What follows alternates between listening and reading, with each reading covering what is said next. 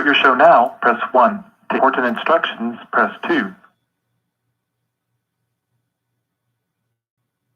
Your show will begin in 5 seconds. 4, 3, 2, 1. Blog Talk Radio. The gold is on the air.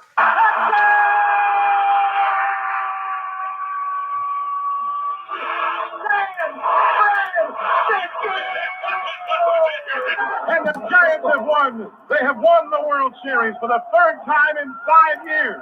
The road to redemption has brought the Warriors back home. The Golden State Warriors are the 2017 NBA champions. Now your host, Danny Gold.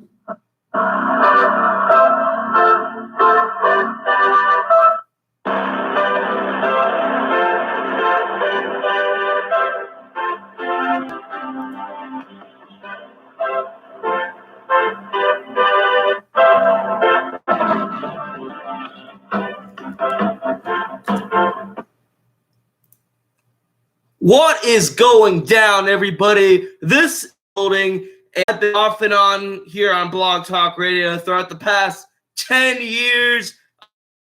I did a show during the Warriors' final run last summer, and now with the 49ers playing as good as here, and start a show. In this show, I will be talking about my teams, the 49ers, the San Francisco Giants, that are relevant to the sports world, or just anything that you, the listener, would like to touch on. And of course, we're also streaming live on YouTube. And I want to thank all my subscribers here on Danny G TV. We already got some of them in the chat right now. Shout out to Noah, 44 Legendary. We got the Saints next week. Shout out to him. And if anyone would like to call in, the phone number is 516-8305. If you would like to call in and talk to the host, yours truly, feel free to give us a ring. Anyway, this game tomorrow, this early game, your 10-1 49ers, or at least my 10-1 49ers, go head-to-head with Lamar Jackson and the 9-2 Baltimore Ravens. Now, this Ravens team just came off a 45-6 beatdown of the Los Angeles Rams, in which Lamar Jackson had 5 touchdowns, threw for 169 yards, and rushed for 95 yards. Lamar Jackson is a good quarterback.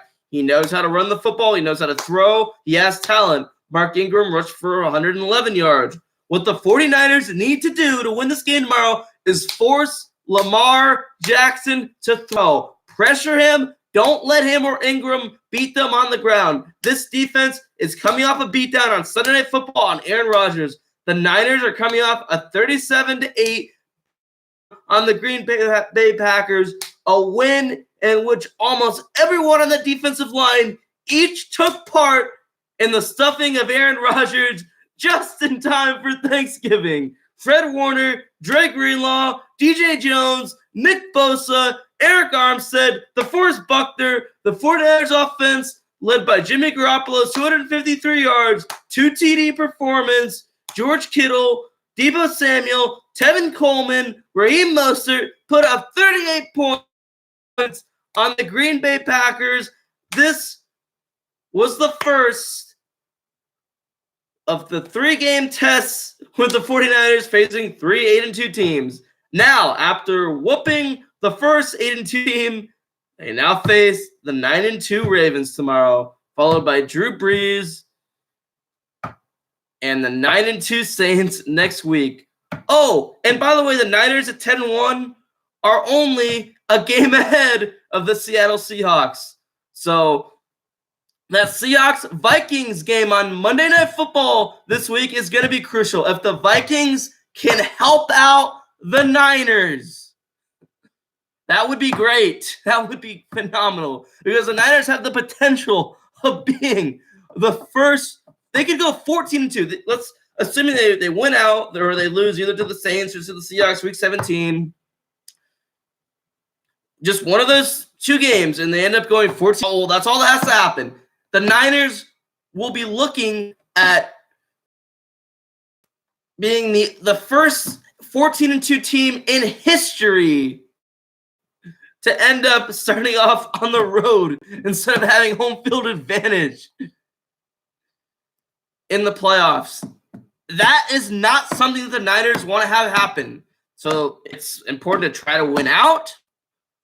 But week by week, step at a time. The Ravens tomorrow are no joke. However, and here's another thing that could end up being crucial in this game.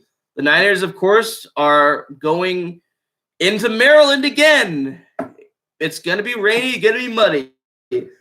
Earlier this year, they had a game in Maryland. They played the Redskins. They won 9-0. The field conditions were horrible. Of course, you got the famous image of the Nick Bosa sack to end the game and the sliding and everything. The defense had a great game that day. The offense, not so much. The offense could not even get a touchdown, could not even get into the end zone. 9-0, they got the win. The field conditions are likely to be similar. They're playing not far from where they played in that game, about 45 minutes away. Also in the state of Maryland, of course, and the field conditions are not looking to be good. So I don't know if they probably won't be as bad as they were in the Redskin game, but they're not particularly looking to be that good. Now they want to thank 44 Legendary and Bob Money for being in the YouTube chat. Bob Money is a big Niner fan. 44 Legendary is a big Saints fan. Next week, 44 Legendary might, if I had this show next week, I'll have him on to talk about this Niners and Saints game next week. But that's going too far. Tomorrow we got to face Lamar Jackson and the Ravens. And if anyone would like to call in to the show, the number is 516-595-8305. We are live on Blog Talk Radio. We are also streaming live on youtube.com/DannyGSFGTV. And the display name, of course, is just Danny G TV. If you want to look that up on YouTube, Blog Talk Radio does not really have an app. So it's the only way you can listen unless you're on a computer or you're going to just try to stream the thing on your phone, or you can, of course, call in to listen or talk to me at 516-595-8305. How crazy is it right now with the Niners being 10-1? I had high expectations for this season, but I would be lying if I told you that I expected my team to be this good.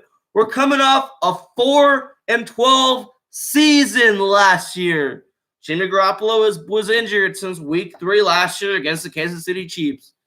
CJ Beathard came in, didn't do too good. Then Nick Mullins came in, he won a few games. But this team was not good last year. Improvement was the expectation going into this year. Can the Niners improve on where they left off? Can they have high expectations? Can they rebuild one more year and maybe be ready to contend in 2020? But they contend a year early. And of course, this 10-1 49ers team is reminding me a lot of the 2011 49ers. And of course, the 2010 49ers went 6-10. And then the 2011 49ers were in the NFC Championship game. Of course, they went to the Super Bowl the next year, only to lose to the damn Baltimore Ravens that we play tomorrow. And the Niners and the Ravens, they've never had a rivalry up until this decade. The decade of the 2010s, the decade that we only have a couple more months left of, and then we're going to be into the 2020s already. Boy, how crazy is that, by the way? I remember when the 2000s ended, and we're been to 2010s, so now the 2010s are about to end, and we're in to the 2020s. That is incredible. Oh, hey! Oh, we got a caller on the air. That's, of course, JD, Hawk Hater TV, giving us a call.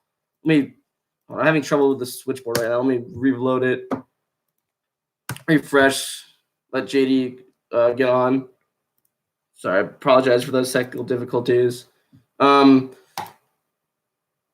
Now, the Niners, they rank 6th in the NFL on offense. The Ravens rank 3rd. Niners on defense rank 1st. The Ravens rank 5th. In passing yards, Niners rank 14th. Ravens rank 25th. And in rushing, Niners rank 2nd. The Ravens rank 1st. Lamar Jackson, along with Mark Ingram, has a lot to do with that rating. Of course, Ravens center Matt Skura, however you pronounce his last name, is injured, so that might affect the pass protection that Lamar Jackson will get. So this Niners defensive line has, as they have always been doing up in this year, will hopefully have a big game up front. And I apologize, this stupid switchboard is up. Okay. Okay, perfect. Okay, there we go. All right. Let me click this damn thing so I can update this. This is horrible video, horrible live stream. Okay, there we go. All right. See if this works now. JD Hawk.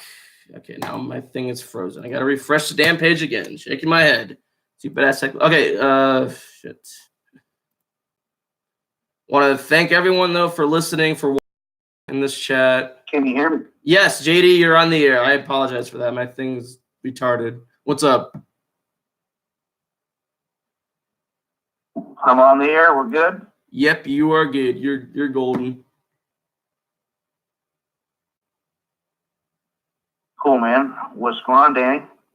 How much? Just prepared for this game. I just saw you uploaded a video. I watched the first minute of it. Then I had to get on the air, of course, but what I saw you say at the beginning is it seems like. Please. By the way, JD, I think I may have accidentally put you back. I think my switchboard may have put you back on mute because it shows you. Are you still there?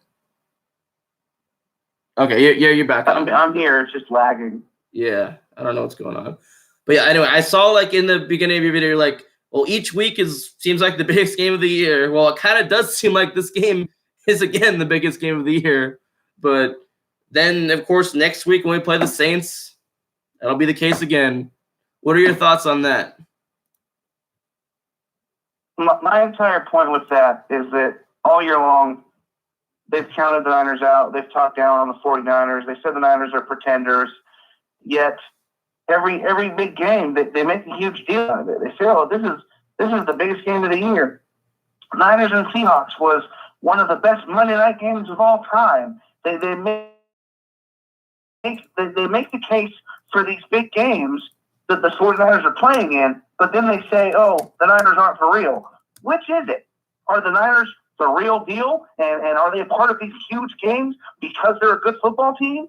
Or are they not that good? What is it? Because the common denominator in all these huge games is the San Francisco 49ers are playing in them. So obviously, they're a good football team. But yet, every single week, all you hear is slander towards the San Francisco 49ers. It boggles my mind. It makes absolutely no sense. How can the Niners really played, though? The Niners are for 10. I don't really think he's that good. Yet at the same time, you say that all these games are so big. Which is it? They are contradicting themselves each and every week. And every week the 49ers are making stupid by winning more and more games. So after we beat the Ravens on Sunday and we wake up Monday morning, fans of an 11-1 San Francisco 49ers football team, what are they going to say? Are they going to say, "Oh, no, it was raining. Lamar Jackson, he kind of had an off day. Oh, if he would have had his starting center." Well, what excuses are they going to give instead of giving the Niners the credit that they deserve? Danny, what are your thoughts on that? And I'm going to let you go. And I'm tired of the disrespect. The 49ers are the most disrespected 10-1 football team I've ever seen. Amen, JD. Thank you for the call. And I'll even add to that, and I'll say that it is not only fans of other teams and, the critics and whatnot that say that. It is also some of the 49er fans themselves on Twitter whenever Jimmy Garoppolo has a bad game, when the Niners are down 16-0 to the Arizona Cardinals, oh, put in Nick Mullins. Jimmy G's terrible. When he throws the picks that he occasionally does. A majority of the games he has thrown at least one pick, even though he still against the Seahawks. So if Chase McLaughlin would have made that field goal, or if Robbie Gould was healthy, the Niner fans, they lose confidence in their own team. They think that they're the pretenders. They think that they don't have a shot to do anything. And, of course, the critics, the fans of other teams, they look at their schedule and they think, oh, hey, most of the teams they played don't have that many good records.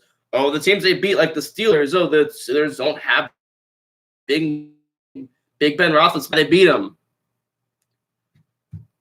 Just things like that are said by other teams, by the critics.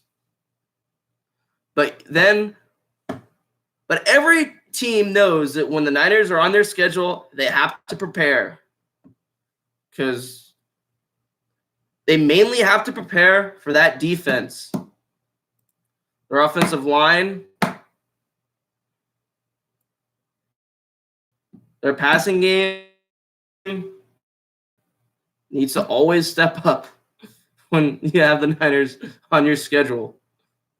What's even more crazy is the Niners have won all these games despite all the injuries. The depth they have on the defensive line and the depth they have just on this whole team is incredible.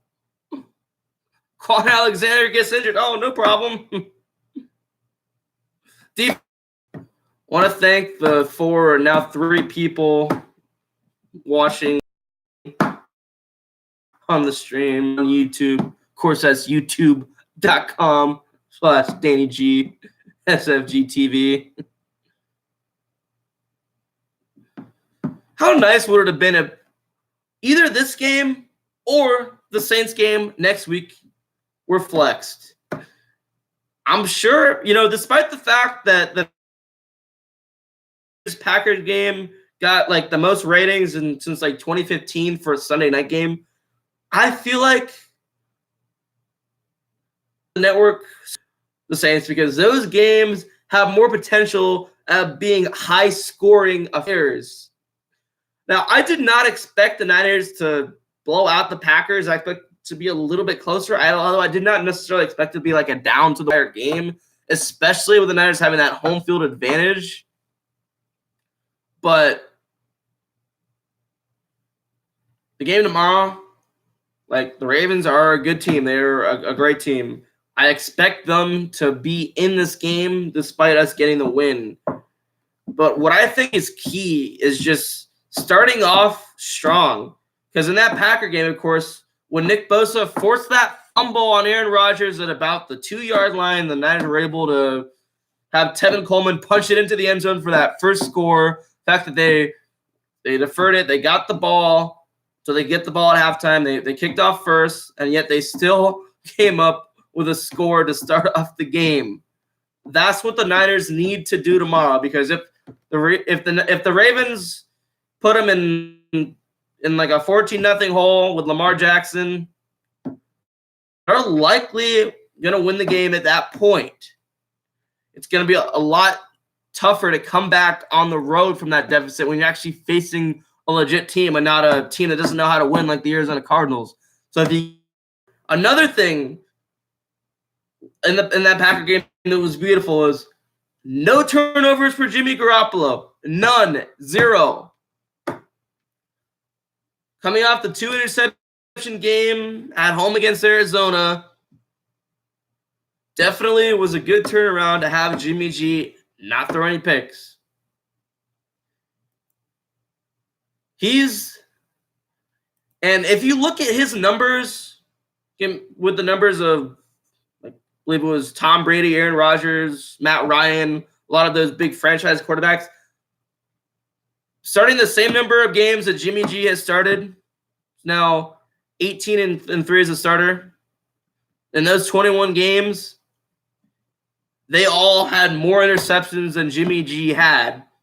in his first 18 games. So Jimmy G might not look pretty. He might look inaccurate at times. He might look like he's throwing to no man's land at times. But overall, he is a franchise quarterback. Is he more of a game manager than an elite quarterback? Of course, but there's nothing wrong with being a game, and you likely win the game. All he pretty much has done is won.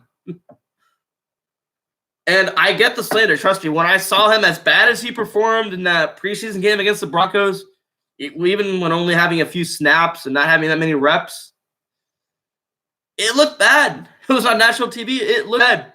First time we've seen Jimmy play in a game since he got injured. You had high hopes, but going into that after that Tampa Bay game, he didn't look that good. But after that Bengals game on, you've seen good things from him. And then that Seahawks game came, and then, well, the critics and the Niner fans, a lot of Niner fans themselves were like, oh, Jimmy G, I don't see him hoisting the Lombardi trophy. I don't see him taking the Niners deep into the playoffs. And do they have a point? Kind of, because you got to perform better than that. Now, again, a lot of it was on drops by his receivers. Kendrick Bourne had some crucial drops in that game. Crucial. Ones that ended up costing them the game. But Kendrick Bourne also had a touchdown reception. Also had a 2-point conversion reception. And Kendrick Bourne had a good game. Kendrick Bourne has been one of their best receivers when Emmanuel Sanders was out. And that Kendrick Bourne stepped up. When George Kittle being out too, he stepped up. Dante Pettis, Marquise Goodwin have not been major factors. They've been pretty damn bad this year. And Jimmy G, when he dropped back to pass and he sees them, he usually is not confident at throwing at them. He'll either take the sack, throw it away, or whatnot. Another thing that I was impressed about in the game on last Sunday was the fact that Jimmy, instead of just throwing it like in no man's land where he'll either throw an interception, throw a really bad pass, he just took the sack. He was actually smarter. I see him actually being smarter. And of course, Justin School had a bad matchup. He was getting kind of beat up front, and when Daniel Brunskill replaced Justin School last week, you saw the pass protection for Jimmy G improve dramatically.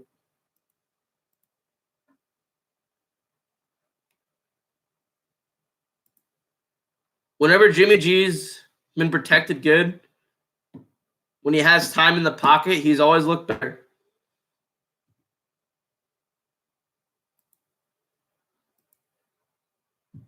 Want to thank everyone for watching. Got 3 people watching right now. Want to welcome Seahawks Presinio. He says in the chat, don't forget we was up 21-10, stupid fumble. Got you guys back in the game. Yes, it did. But that was because that fumble contributed to how good our defense is and how we always fight. We don't get scared. We fight. Always. Shout out to A-Bomb. He's in the chat. He's posting his egg emojis. For those of you watching, A-Bomb, whenever he makes an egg bet with someone, they always end up having to crack as the point differential eggs on their damn face. And he's got a bet with Ravens Red Zone this week. And looking forward to live here on video and youtube.com. If you want to call in, the number is 516-595-8305. Big matchup tomorrow. The 10-1 49ers against the 9-2 Baltimore Ravens. A game on their body clock. But hey, unlike before this year, the East Coast 10 a.m. start is not a factor anymore. Not a factor. So This game tomorrow, I'm looking forward to it. All right, we're going to take our first break. We'll be right back. You're listening to The Gold with Danny Golding on Blog Talk Radio. The Gold is on the air. The Gold with Danny Golding on Blog Talk Radio and streaming live at youtube.com.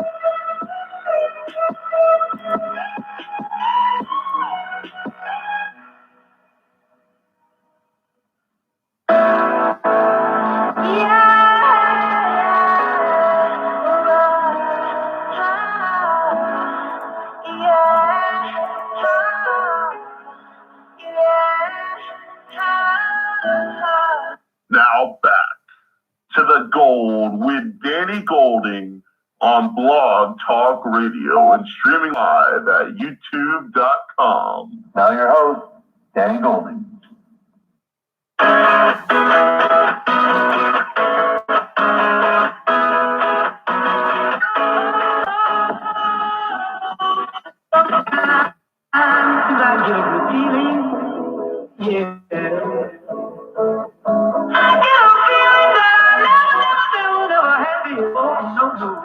Now we're back here on Blog Talk Radio, streaming live at youtube.com, and I want to apologize because I know that when going on the YouTube stream, my shit can be laggy as hell, and this audio can sound bad. It just, yeah. I realize that took some people off the YouTube stream. I understand it happens. I'll try to get that fixed. If anyone's listening through the Blog Talk stream, it should sound fine. But anyway, Niners right now at 9-2, or excuse me, at 10-1. Of course, what the hell am I saying? They're at top the NFC West. The Seahawks are right below at 9-2, and the Saints in the NFC standings are a game below at 10-2. Seahawks got Kirk Cousins and the Vikings, who are also battling for a wild card spot. So that is going to be a big game. It would be really nice if Kirk Cousins and the Vikings can help out the Niners by getting that win. Hoping the Eagles could pull off that win last week, but they couldn't. They couldn't. Having home field advantage and being able to have a home playoff game are the number one goals of this Niners team. It would suck to start. I mean, I'm not doubting the Niners can do it, but it will suck having to start off on the road and not have a first-round bye.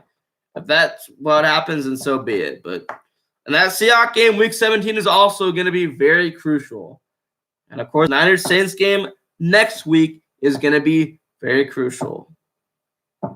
Now, like I touched on earlier, a factor in tomorrow's game, the weather. The Niners have already played in the state of Maryland this year, and they have already had a game where they did not score a touchdown despite winning 9-0. Their defense was look good. The offense looked like it needed a lot of time to wake up. Jimmy G had a pick, did not look that good. They could barely get into the red zone, but the field conditions were horrible. They're playing in the same state. I don't think the field conditions are going to be as bad as they were, but it is definitely going to be somewhat of a factor. But like I said, the Niners need to force Lamar Jackson to throw the ball. Force him to throw. Do not let him run. Niners did a good job stuffing Aaron Jones and the Packers when they tried to run last week. Mark Ingram's a big factor on that Ravens offense as well. Armstead, Buckner, Dre Greenlaw. I expect them to have big games. Bosa, Fred Warner, they're going to be laying the pressure on Lamar Jackson. They're making sacks, hopefully forcing some turnovers. Of course, that turnover that the Niners were able to force, Nick Bosa just knocking the ball out of Aaron Rodgers' hands, getting it in, and then on the next play, Tevin Coleman getting into that red zone touchdown was what started the momentum off for the Niners. If they can get an early lead in this game tomorrow, get the momentum rolling, then they have a good shot at winning this game. If they get on the board first, if they don't come in a 14-0 hole, because the Ravens are not a bad team. The Ravens are a damn good team, and that could possibly happen. But, of course, we got the number 1 ranked defense facing the number 3 ranked offense, and an offense that put up 45 points against the Los Angeles Rams, a game where Lamar Jackson had 5 touchdowns. Threw for 169 yards, and he rushed for 95 yards. Lamar Jackson is someone that can run and can pass. But if you force him to throw, make him one-dimensional, and you can stop him from running, then you got a better shot at stopping him. And Otis says, hopefully, in the chat, shout out to Otis and to all the 4 people watching live on the stream. He says, hopefully the Ravens game won't be as bad as the Redskins game. Has a better feel than FedEx Field. Same state, way better field. The field conditions in that Redskins game were ridiculous for a $1 billion product. That was ridiculous. I mean, come on. Although the slide for the Bosa had after that, the sliding at the end was awesome, though. That is something that we got out of that game. If it's a little money, I'm sure Bosa, Armstead to make a sack, you'll see them sliding again. But anyway, defense is what wins championship. The Niners have arguably the best defense in football. They're ranked number 1. If the Niners want to win a championship, want to hoist the Lombardi Trophy, George Kittle needs to keep being as good a tight end as he is, the best tight end in football, of course. But the Niners also need to keep up the fantastic work on defense, keep dominating on defense. They want to hoist that Lombardi trophy. Well, it's been a long time since and he dropped off. I was about to let this private caller that called in on the air, but he dropped off. Got too bored, I guess. If you want to call in as a listener, the number is 516-595-8305. That's the phone number. We're live until about 11:30 my time, 10:30 Pacific Standard Time. So about 22 minutes left. Of course, it's been the first time in about 6 months I did a blog talk radio show that was also seen on YouTube. Part of that Warriors finals run where they ended up losing to the Raptors. That was just a fun time to be able to, do shows, analyze them and whatnot. And it is really fun analyzing this Niners team. I've been writing articles, www.baybridgesportshub.com. You can check them out. And of course, here on YouTube as well, making videos, repping. But like I said earlier, I had high expectations for this team. I expected them to be able to win 10 games if Jimmy G was able to stay healthy, win the NFC West. But I did not expect them to already be 10-1 at this time of the year. I did not expect that. And that is what we get with this 49ers team. Being patient. Patience is the key. Patience is just the key. When Jimmy G went down week 3 last year, you almost knew you were not going to contend that year. You're going to have to wait a whole nother year. But the expectations of having Jimmy G back healthy next year, it looked rough at first. It looked rough when he had those few snaps in that Broncos preseason game. But when the regular season came, the high expectations that were planned for the Niners and before the 2018 season ended up happening in the 2019 season. Another thing I forgot to mention, playing the Ravens tomorrow.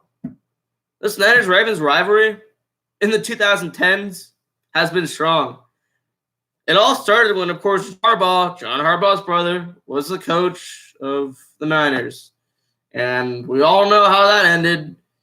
And let me put my take on this. Jim Harbaugh back then had no business being. They do not care how well or how not well he got along with Jed York or Trent Baalke. It does not matter because he took a 6-10 team, NFC Championship, and then to the Super Bowl. And his worst year was 8-8. And yet you fire him after an 8-8 season, and you replace him with a defensive line coach, the interim before that. How ridiculous is that? I mean, really. How ridiculous is that, Jed York? And that's why you end up going 5-11 and then 2-14 and then 6-10 and then 4-12. But of course, the hire of Kyle Shanahan, you knew things were going to be turned around. It did not look like you hoped, I should say, that it would be turned around quicker, because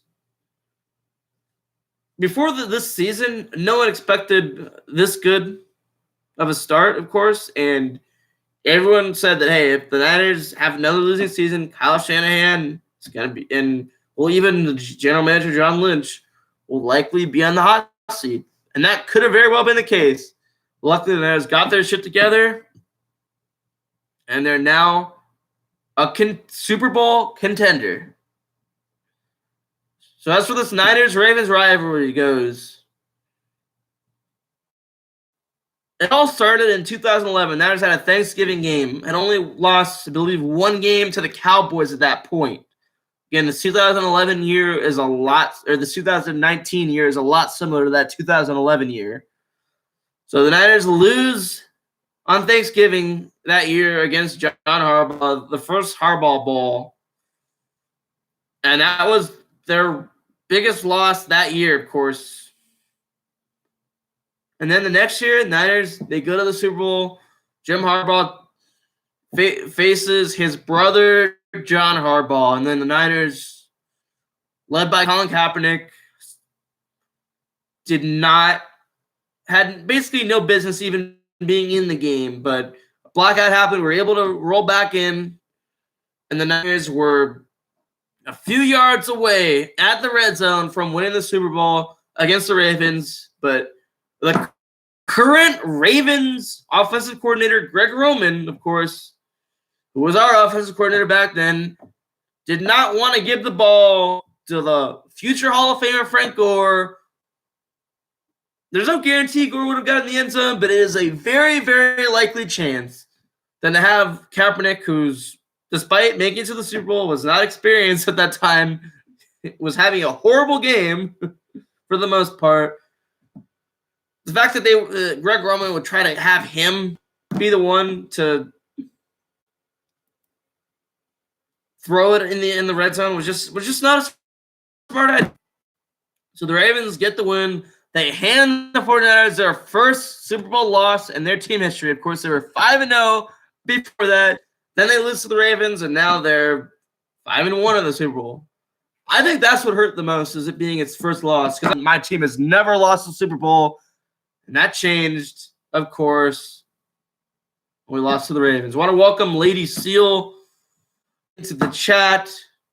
Lady Seal is a good Steeler video maker. She videos. Check out her channel. By the way, speaking of the Steelers, that Steeler game we played this year, we had no business winning that game. 5 turnovers. What do? We start off 3-0 with that win. We just did not give up. Just did not give up.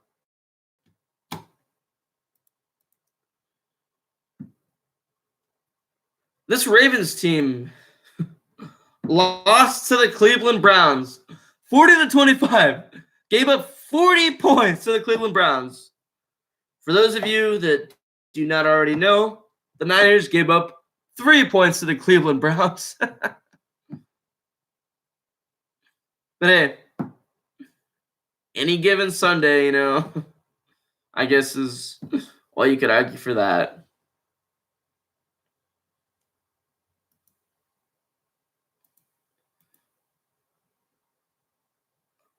My score prediction for tomorrow,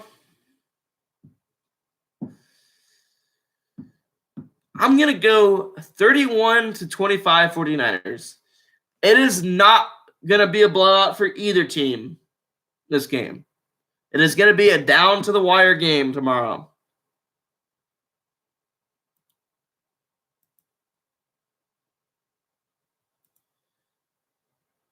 Some people are saying it's going to be a Super Bowl preview. I think that the Patriots are most likely going to, unfortunately, represent the AFC in the Super Bowl. Now, I'm not going to make any guarantees that the Niners are going to make it to the Super Bowl, but I am pretty confident that they have a good shot at it. And I am pretty confident that we will at least see the 49ers in the NFC Championship game this year. That is how confident I am in this team. This team has been playing elite. This team has been playing the championship-style ball as the Golden State Warriors, who have played for the last 5 years up until this year.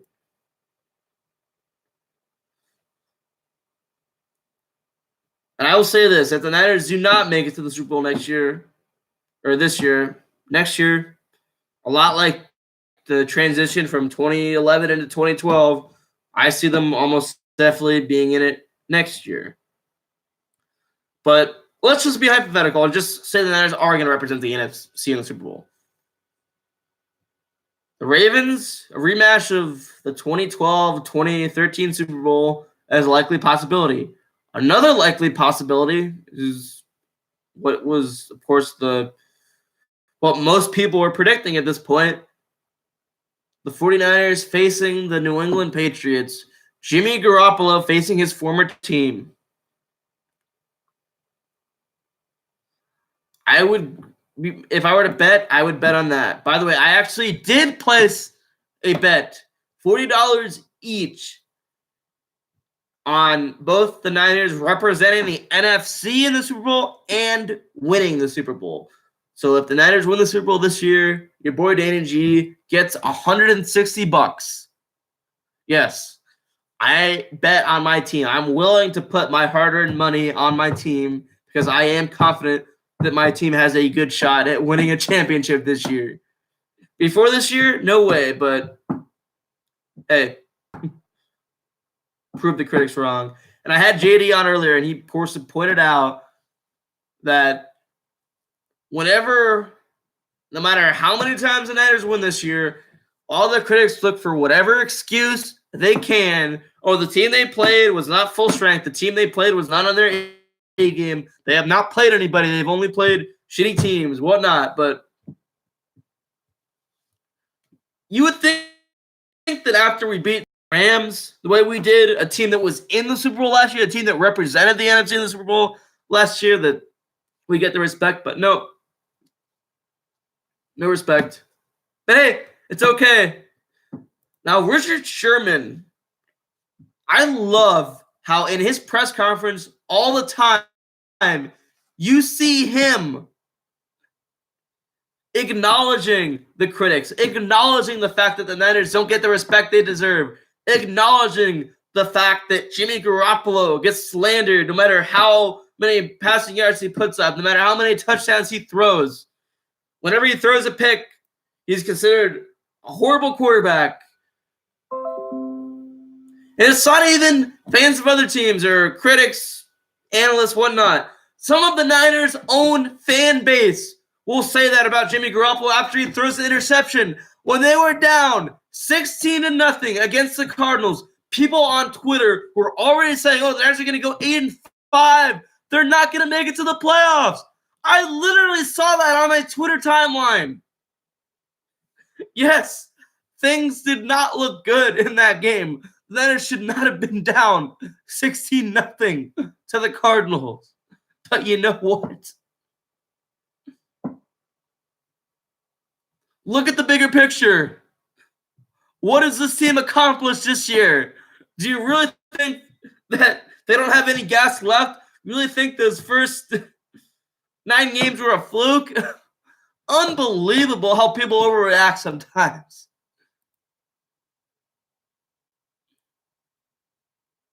Unbelievable. We got about 10 minutes left. If you want to call in, the number is 516-595-8305. We're live on both Blog Talk Radio and YouTube.com. Want to thank the 4 people watching. I don't know who all the 4 people are. I know 44 Legendary checked in, A-Bomb checked in, Bob Money checked in, Seahawks Persinio, and Otis Bride III, my good friend, and Lady Seal. So thank you to all of them for watching, for listening, for supporting this channel. I have not been more confident, more excited about the 49ers since the 2013 season. And, of course, that 2011 49ers team I saw was the first winning team I've seen. I was born in 1997. I was not alive for those 5 Super Bowl rings. I was not alive for the Joe Montanas, Jerry Rice, Steve Young, Ronnie Lott days. I was not. I've only seen it through highlights, through history books.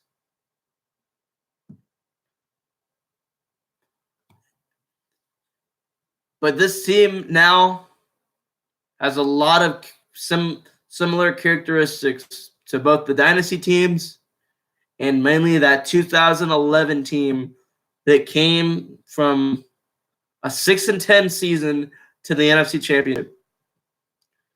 And this team right here, I see them at least going to the NFC Championship game after being 4-12 last year.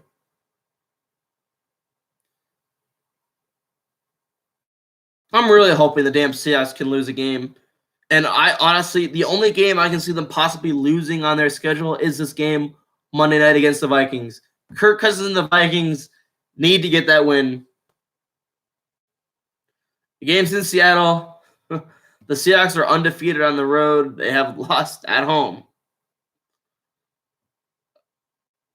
CenturyLink Field is usually the toughest stadium to play in, partly because their damn fans or the stadium pumps in that crowd, the fake wall. That's a good part of it, but also, of course, they have really loud fans. It's a well-built stadium. Now, Levi's Stadium, people have said it's not that good a stadium, and there's a lot of loyal San Franciscans, 49er fans in the city limits, close to the city limits. They just hate the fact that they moved so far away into Santa Clara, 63 miles south, about an hour south. Despite the fact that the New York Giants and the New York Jets play in a different state, they play in New Jersey, the Cowboys play in Arlington. Here's another one. Even though the Arizona Cardinals, they don't represent the city of Phoenix, they represent the whole state of Arizona. Glendale, trust me, I live here. I'll tell you, Glendale is a drive away from downtown Phoenix. I don't see anyone here complaining about that. Would it have been nice if they could have gotten a stadium where the classic candlestick was? Absolutely. But does that mean that Levi's definitely has issues. The main issue is the heat. I've heard is if you're in that game, the only time I ever went there last year when it was a night game, but if you're at that game, if you're at that stadium for a day game, you can get sunburned as fuck. You got to put a bunch of sunscreen on in order to not get sunburned. I plan on going to a home playoff game. That's part of the reason why I'm really hoping that Seattle can get that loss. And trust me, I'm confident the Niners can make it to the NFC Championship game or the Super Bowl, even as a wild card team. I am confident. But that being said, I really want to see them play at a home game. In the NFC divisional game, I'm going to pay the price for tickets of that. I'm a diehard fan. The last thing I want is them to have the potential of starting on the road and possibly not even having that home playoff game. It's my birthday, January 2. This I want really badly. But I'm confident that this team, as a wild card, can make it to the NFC Championship game. I am. Want to welcome Brian Kim from Palo Alto for joining in. Palo Alto, my hometown, of course. Brian Kim, my good friend on Facebook. Thank you for joining. Appreciate that. We got about 6 minutes left, but we ain't going nowhere until then. We're talking Niners. Big game tomorrow, facing the 9-2 Baltimore Ravens, facing Lamar Jackson, who people have said O.J. Simpson, who's famous for not the best reasons. He's been posting a lot of Twitter videos giving his NFL analysts this year. He said that he thinks Lamar Jackson is the only quarterback he's ever seen that he thinks could actually play running back, which is surprising when he's seen Steve Young, or well, maybe he hasn't been able to because he's been on probation, but he's seen Steve Young run the ball. He's seen a lot of running quarterbacks. Lamar Jackson is a great runner. I wouldn't say he's the only quarterback that could play running back. I've said before that with Kaepernick getting these workouts, that he should just try and get a position change and play running back. His political reasons are a good part of the reason why he hasn't been given an opportunity until that workout a couple weeks ago. But another part is because of how bad he's been as a quarterback his last couple of years. But if he were to transfer into a running back somehow, I could see him actually having an NFL career again. Ravens Red Zone joins the chat. Ravens Red Zone, thank you for watching. There is no chance your Baltimore Ravens will win by 24. No chance. It is going to be a close game. Neither team is going to blow out. Guarantee it. Yes, I'm aware of the fact that Lamar Jackson had 5 touchdown passes the last game. He also rushed for 95 yards. Lamar Jackson is a good quarterback. It is going to be tough, but you're facing number 1 defense in the NFL, the 49ers defense. You're facing Nick Bosa. Eric Armstead, DeForest Buckner, Fred Warner, Dre Greenlaw. The secondary, you got Richard Sherman, Jakrowski Tart. A good defense can beat a good offense. And Niners offense is also going to have a big game. I expect a big game from George Kittle. The fact that George Kittle was able to play after being questionable in the Green Bay game, of course, contributed to that 37-8 victory over the Packers. George Kittle, I expect to have a big game. Emmanuel Sanders kind of had an off game. He didn't contribute a whole lot in that 37-8 beat that. I expect Emmanuel Sanders to have a big game tomorrow. I expect Kendrick Bourne to have a good game. Although I do not expect to see. By the way, Dante Pettis, I believe, is actually going to be out tomorrow. D Ford is also is still out. Breida, I believe questionable. I still hasn't been ruled if he's going to play, but and Raheem Mostert, if Breida does not go, to be rushing down the Ravens' throat. If Breida does play tomorrow, the Ravens' defense is even in more trouble. 90 seconds. All right. We got about 90 seconds left going in the Blog Talk radio stream. So, anyway, this game, like I said, 31-25 is my score prediction. I see the Niners improving to 11-1 on the year and getting another game up on the Seahawks. And then I expect the Seahawks to lose to the Vikings and the Niners to have a 2-game lead on the Seahawks. And then, of course, I expect the Niners to get the win again next week against the Saints and improve to 12-1.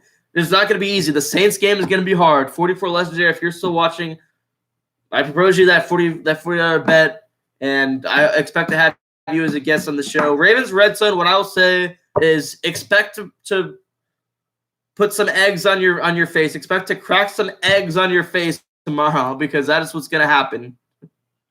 Anyway, I'm going to end this not the whole stream yet on YouTube, but I'm going to end the Blog Talk radio stream. I'll stay live on YouTube though for a little bit because there's people still on here.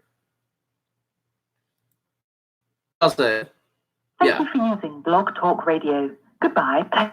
Yeah. 10 seconds. No way. There's no way the Ravens are going to win by 24 points. This is gonna be a close game. You're not facing the Los Angeles Rams anymore, Ravens Red Zone. Both of you guys, I don't know if one of you or both of you watching, you're not facing the Rams. You're facing the team with the number 1 defense in the league. Oh yeah, that is right. I forgot A-Bomb actually was doing having the bet be timesing it by 2 for 2 of you. That's not going to matter, though. Hey, real talk. If you guys beat us, it's not going to be by 24 points. There's no way. Okay, there's just no way you're going to put up. The point difference is going to be that much. All right. By the way, Ravens Red Zone. I believe didn't I mail you a hat or some? No, I mailed you a pen. I remember that. Ravens Red Zone. Do you remember this? 6 years ago, I mailed you guys a pennant because for the Super Bowl bet, you guys beat us, and I had to pay up. I was a man of my word. You guys still have that? Yeah. Brian, you're right. Yeah, there's no way it's going to be and there's no way the Niners are going to beat them by 24 points either. No way. This is going to be a close game regardless of who comes up away with the victory. By the way, Lamar Jackson, interesting note, he's exactly 10 days older than me. And I actually remember of 3 years ago, I was looking at his Wikipedia page back when he was a quarterback of Louisville, and it incorrectly stated that he was born on the exact same day as me, which ended up being not true. He's 10 days older than me, but it's crazy. Hey, Nick Bosa, he's 9 months younger than me. I used to tell myself I was never going to get a jersey of any player that's younger than me, but with Nick Bosa, I think might be the only one that I will because he wears the number 97 the same year that both him and me were born. The reason why he wears it is, of course, because of his dad and his brother also wearing number 97. But kind of a cool little fact right there. Hey, Ravens Red Zone, why did you guys lose? Why did you guys put up 40 points? Or, excuse me, why did you guys give up 40 points against the Browns, a team that we gave up 3 points to?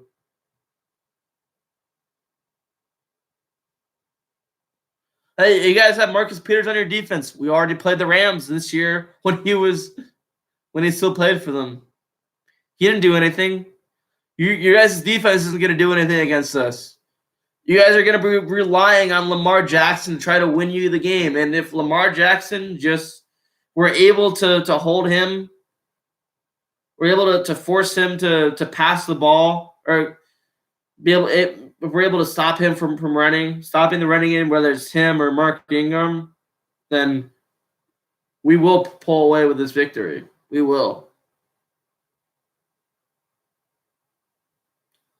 And like I pointed out earlier, the field conditions are going to be bad. That actually might end up being a factor for both teams. It could be. Again, I don't think they're going to – it's the same area, same state, Maryland. I don't think the field conditions are going to be as bad as they were in that Redskins game. I know M&T Bank Stadium is a much better built stadium than FedEx Field. But if the field conditions are as bad as they were somehow in that Redskins game, it'll affect both teams. It will. Now, I expect it's not going to be a no touchdown game like it was, like that Redskins game was. That's for sure. But if they're that bad, they will affect both teams. They will. By the way, I'm actually going to be in Maryland for Christmas. Actually, unfortunately, I can't be there. If this game was scheduled at the end of this month, you know for a fact I would have tried to buy a ticket for it and attend that game. I attended the Arizona game in Arizona on Halloween. Got this hat there in the Glendale Plaza. It's actually kind of cool. I got it at the exact same team store that 10 years before that, 2009, right before I went to my first NFL game, the Niners and Cardinals week 1 that year, where we got our win to start up. We ended up starting off 2-0 that year, actually. That was week 1. I got another hat like this, which I still have, a white hat, kind of a smaller one made out of different fabrics. Nowhere near as good as this one. Up until I got this hat, that was about the only hat that I had. And now I got this comfortable ass hat. And it fits really good. It's comfortable, worth $35 for sure. Shout out to the AZ 49er Empire, who for most of the games this year, I've gone up to the ASU, the Arizona State campus, right where their bar is on Mill Avenue, right by the ASU Stadium. It gets lit up there. The Niner faithful is strong. Niner Empire is a big group throughout most of the states in the U.S. or all over the world. We got a Germany chapter. The AZ Niner Empire always reps hard, so shout out to them. Anyway, I think I'm about to end the stream. I want to thank everyone for watching. I want to thank Brian, Kim, Otis, Ravens Red Zone, JD for calling in and also tuning in, Bob Money, 44 Legendary, the A-Bomb. The A-Bomb's going to win that bet tomorrow on you, Ravens Red Zone. Ravens Red Zone, prepare both of you guys to crack. I expect both of you guys to crack those eggs. Thank you to Lady Steele for joining. Thank you to Siak Persinio. And remember to chase your dreams and don't give up. Dana G is out. Peace, guys.